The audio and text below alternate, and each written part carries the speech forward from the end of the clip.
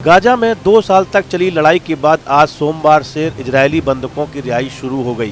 पहले बैच में 7 बंधकों को रिहा कर दिया गया। गाजा से कुल 48 बंधकों की रिहाई की उम्मीद है। इस खबर के चलते सैकड़ों लोग सुबह से तेल अवीव के बंधक चौक पर जमा हो गए।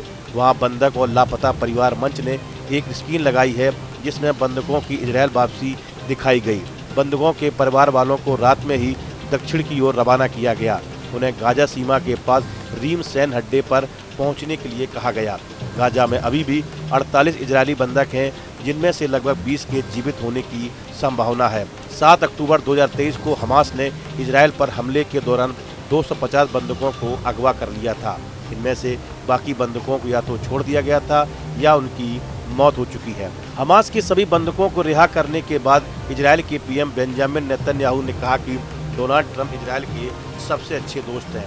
उन्होंने अमेरिका को इतने साल तक मदद करने के लिए धन्यवाद दिया। उन्होंने कहा कि डोनाल्ड ट्रंप को इजरायल का सर्वोच्च नागरिक सम्मान दिया जाएगा। नेतन्याहू ने कहा कि इस दिन को इतिहास में याद रखा जाएगा। इजरायली संसद में अमेरिकी राष्ट्रपति डोनाल्ड ट्रंप ने पीएम बेंजामिन नेतन्याहू को सख्त प्रधानमंत्री करार दिया। हल्के फुल्के अंदाज में कहा कि इनसे निपटना आसान नहीं।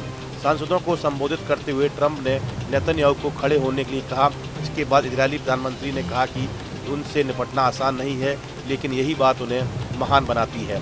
अमेरिका की मध्यस्थता में इजरायल और हमास के बीच हुए युद्ध विराम और बंधकों को रिहा करने के समझौते को समर्थन जताने के लिए अमेरिकी राष्ट्रपति डोनाल्ड ट्रंप सोमवार को इजरायल पहुंचे। ट्रंप ने घोषणा की थी कि समझौते ने युद्ध को प्रभावी रूप से समाप्त कर दिया है तथा इसने पश्चिम एशिया में स्थायी शांति के द्वार खोल दिए हैं। इजरायल के सभी 20 जिंदा बंधकों के रिहा होने के बाद अमेरिकी राष्ट्रपति डोनाल्ड ट्रंप इजरायल पहुंच गए हैं। ट्रंप इजरायल की संसद को संबोधित करने जा रहे हैं। साल 1949 में इजरायल बनने के बाद ट्रंप ऐसे चौथे अमेरिकी राष्ट्रपति हैं जो इजरायली संसद को संबोधित करेंगे।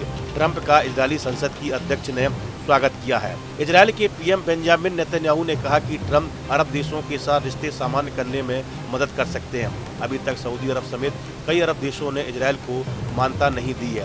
ट्रंप अब्राहम अकार्ड को और आगे बढ़ाने में लगे हुए हैं। सऊदी अरब ने अलग फलस्तीन देश की शर्त रख दी है। दूसरी ओर डोनाल्ड ट्रंप ने कहा कि बंधकों की रिहाई आसान नहीं थी। सभी अरब मुस्लिम देशों को धन्यवाद। आने वाली पीढ़ियां इसे याद रखेंगी। यह इजरायल और मध्य पूर्व का स्वर्णकाल होगा। कई लोग कह रहे थे कि हम अपना समय खराब कर रहे हैं, लेकिन हम सफल रहे। हमास के 20 बंधकों को रिहा करने के बाद इजरायल 2000 फलस्तीनी कैदियों को रिहा करेगा। इन फलस्तीनी लोगों को कैदियों के विशाल वाहन में भरकर पहुंचाया जाएगा। इन्हें गाजा के नासिर हॉस्पिटल में पहुंचाया जाएगा। वहीं अमेरिकी राष्ट्रपति डोनाल्ड ट्रंप इजरायल में बंधकों के परिवार के साथ मुलाकात करेंगे।